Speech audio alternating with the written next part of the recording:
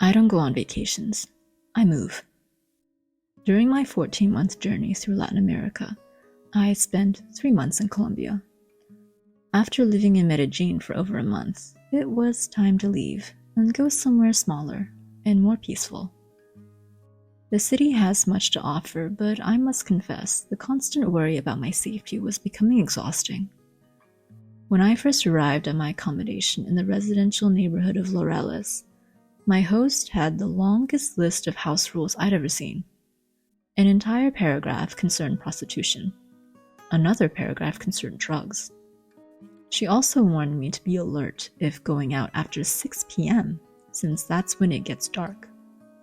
My friend Daniel from Bogota warned me to always take a car at night, even if my destination was a 15-minute walk.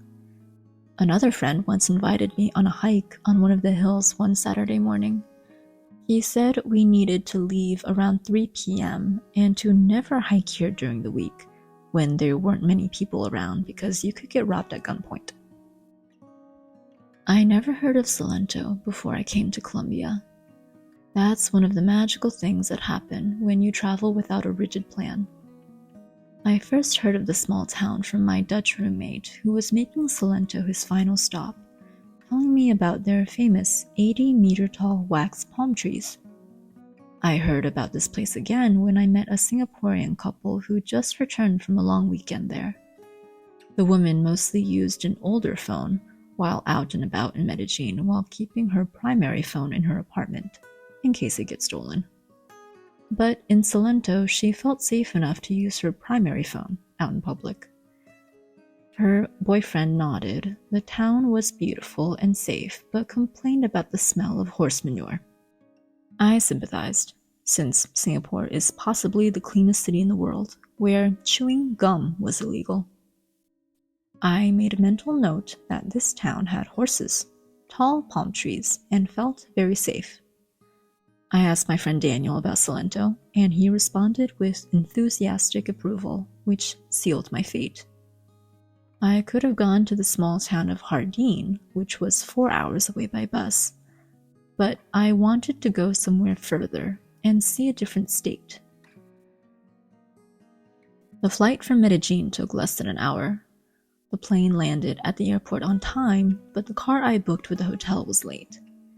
I must have looked stressed because a kind Colombian woman asked me in perfect English if I needed help. The warmth of Colombians is disarming. She helped me call the hotel and spoke to the manager in Spanish and told me the driver was running late due to traffic. The car arrived 5 minutes later. I said goodbye to the kind stranger who was waiting for her husband to pick her up. The drive to Salento from the airport took over an hour, and the presence of lush green mountains quickly had a positive effect. As the car pulled into the picturesque little town, I had a feeling I made a good choice. My new home was a family-owned hotel with the best view in town. There was a shared kitchen, an outdoor terrace, and a washing machine. Every bedroom had a private bathroom with hot water, but only for about 10 minutes before turning ice cold. So I'd wash my hair in the morning and my body in the evening. The tranquility of Salento agreed with me. I booked my room for a week, then extended for another 2 weeks. The kind owners of the hotel did my laundry free of charge since I stayed for an extended period. My room faced the inner courtyard, which meant it was quiet, but it was also small and without much natural light. I switched to one of the larger, airier rooms facing the road, but the sound of passing cars, trucks, and motorbikes, and horses was too disruptive, so I switched back. Since the rooms didn't have desks and the outdoor space didn't have power outlets, the owners invited me to sit at the front desk so I can do my freelance work more comfortably. Of course, this meant new guests always assumed I was the receptionist. I couldn't help but laugh at their confusion, since I'm Asian and spoke almost no Spanish. There was a small supermarket next door. I find myself shopping there twice a day to get exactly what I needed for each meal. The vegetable selection was limited, but the fruits were diverse, abundant, and very cheap. I'd often cook all 3 meals at home. My 2 main dishes were broccoli stir-fried with red bell pepper and mushrooms, and zucchini sautéed with tomato and garlic, always with brown rice, boiled eggs, and a piece of dark chocolate for dessert. If I was in the mood for meat, I'd buy some rotisserie chicken from a local shop that always came with potatoes and plantains. In the early afternoon, I'd normally go out for a cappuccino and pan de bono, which is a soft bread roll full of savory cheese, possibly my favorite food in Colombia. There was a stunning green pasture right outside my hotel. I'd often hear the sound of roosters, cows, and horses while answering work messages. Every afternoon, I'd go for a long walk to the edge of town and out onto a scenic dirt road, accompanied by grazing cattle to my left and the green valley below to my right. It was usually dark by the time I walked back, but I always felt perfectly safe. Salento's main attraction is the Cocora Valley wax palm trees, which grow up to 80 meters tall and reminded me of the truffula trees from Dr. Seuss's Lorax. All you have to do is take a cheap, shared taxi from the town square. Within 20 minutes, you're walking through a lush green forest with waterfalls and hummingbirds. Growing up in the suburbs and spending most of my adult life in sprawling metropolitan cities, having easy access to this level of nature is something truly special. I did the 5-hour loop every weekend during my 3 weeks in Salento. Each time was a different experience. The first was with a group of people I met in the taxi. None of us had ever hiked the Cocora Valley before, so we decided it would be better to stick together. One was a woman from Medellin, treating herself to a long weekend away from her responsibilities as a wife and mother. She said many foreigners came to Medellin for drugs and women, which I noticed as well. She hoped they'd eventually see her home as more than a cheap destination to indulge their vices, and I hope so too. Also in our group was a young couple from Spain who chose Colombia for this year's vacation because flights to Southeast Asia were too expensive. They complained how rent in Barcelona increased every year because of tourism. The man told me he'd like to travel for a year, but his girlfriend didn't. She preferred the stability of daily life in Spain. She didn't want him to leave her alone for a year while he traveled either. I could hear a hint of resignation in his voice, and told him long-term travel may sound romantic and full of adventure, but there are plenty of downsides. I proceeded to list all my complaints and annoyances, and he seemed to feel better. I actually got lost on my second time hiking the Cocora Valley. Even though I did the walk the weekend before, I didn't pay attention to the path because I was with a group. This time I was alone and made a right turn where I should have turned left. It took about an hour of walking uphill in the wrong direction before I finally admitted my mistake. I had no cell service and decided it would be wise to turn back the way I came. As I sheepishly made my way downhill, I kept thanking God, the universe, or whoever's in charge for my good physical health and the clear sunny weather. If I had joint problems, asthma, or a heart condition, if it started raining and the ground turned slippery with mud, this mistake would have been far more unpleasant and hazardous. But luck was on my side. I found my way back and was satisfied to see other hikers who were also a bit lost. With no regrets, the 5-hour hike became a 7-hour hike. Every extra step was accompanied by the fresh mountain air and a gorgeous view.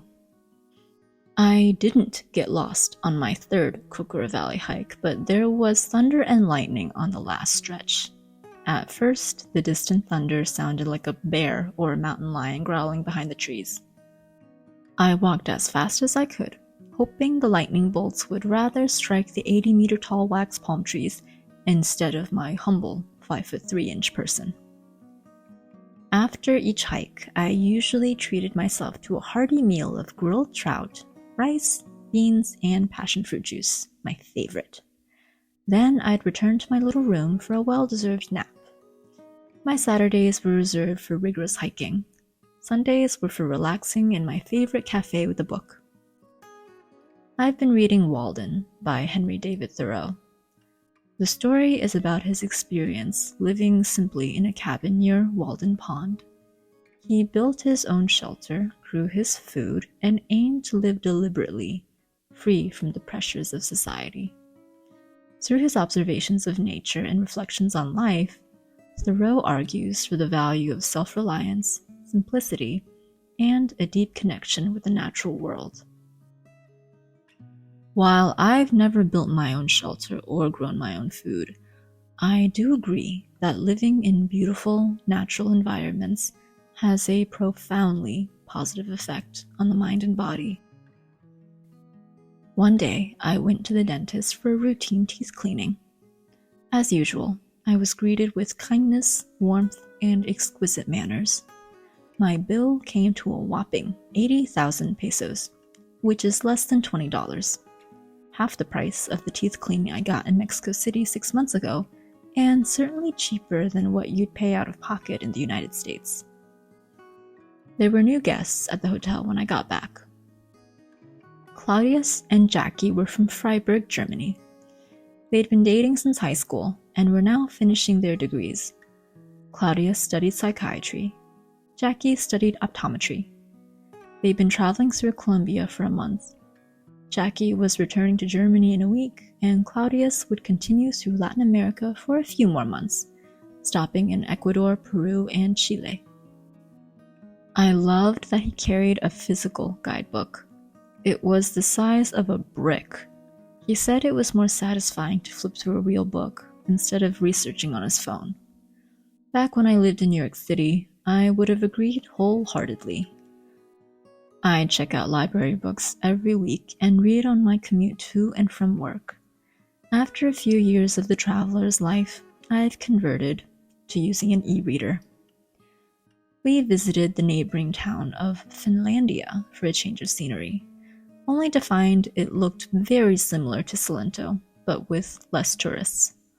Claudius said the architecture of both Salento and Finlandia reminded him of Santorini in Greece. He spoke fluent Spanish because he studied abroad in Peru for 6 months. Jackie was half Filipino, half German. She was shy and had the gentlest voice I'd ever heard. They'd cook dinner together every evening, usually pasta, then have tropical fruit for dessert, a different one each time. I wondered if they were one of those couples who stayed together from childhood until death. I began taking online Spanish lessons back in Medellin. I spent some time every day conjugating verbs and expanding my vocabulary.